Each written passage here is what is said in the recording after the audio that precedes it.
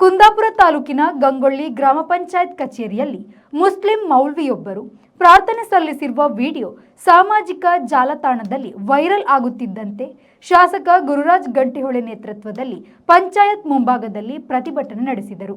ಕಾನೂನು ಬಾಹಿರವಾಗಿ ನಮಾಜ್ ಮಾಡಿದ್ದರ ವಿರುದ್ಧ ಪ್ರತಿಭಟನೆ ನಡೆಸಿದರು.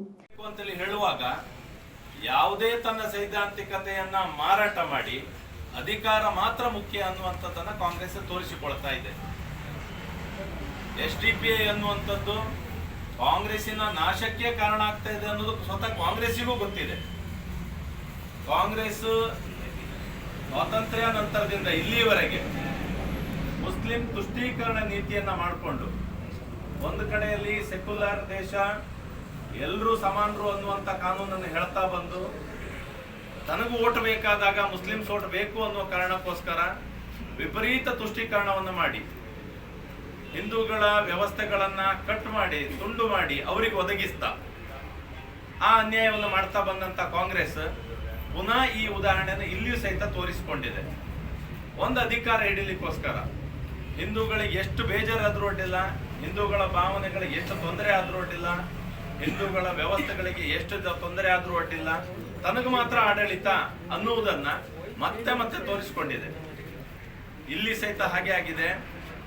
ವಿರೋಧ ಪಕ್ಷದಂತಿದ್ದಂತ ಕಾಂಗ್ರೆಸ್ SDPI ಆಡಳಿತ ಹಿಡಿಯೋದಕ್ಕೋಸ್ಕರ ಮುಸಲ್ಮಾನರ ಭಾವನೆಗಳಿಗೆ ಬೆಲೆ ಕೊಡದೆ ತಾನೇ ಒಂದು ಚುನಾವಣಾ ಪೂರ್ವ ಮೈತ್ರಿ ಮಾಡಿಕೊಂಡು ಆ ನಂತರ ಅವ್ರು ಹೇಳಿದ ರೀತಿ ಎಲ್ಲ ಗೊತ್ತಾ, ಅವ್ರ ಉಪಾಧ್ಯಕ್ಷ ಕೇಳಿದ್ರು ತಾವು ಕೊಡ್ತೇವೆ, ಅವ್ರು ನಮಾಜ್ ಮಾಡ್ಲಿಕ್ಕೆ ಕೇಳಿದ್ರು ಕೊಡ್ತೇವೆ, ಸರ್ಕಾರ ಕಟ್ಟಡ ಬಿಟ್ಕೊಡ್ಬೇಕಂದ್ರೂ ಕೊಡ್ತೇವೆ. ಯಾಕಂದ್ರೆ ಆ ರೀತಿ ಮೈತ್ರಿ ಮಾಡ್ಕೊಂಡು ಬಿಟ್ಟಿದ್ದಾರೆ. ಅವ್ರಿಗೆ ಬೇರೆ ದಾರಿ ಇಲ್ಲ. ಈಗ ಇನ್ನು ಮುಂದೆ ಇಲ್ಲಿ ನಿಧಾನಕ್ಕೆ ಯಾವುದೇ ತೊಂದರೆಗಳಾಗ್ತಾ ಬಂದ್ರು ಯಾವುದನ್ನು ಕೇಳಲಾಗದ ಮೂಕ ಸ್ಥಿತಿಯಲ್ಲಿ ಕಾಂಗ್ರೆಸ್ ಇದೆ.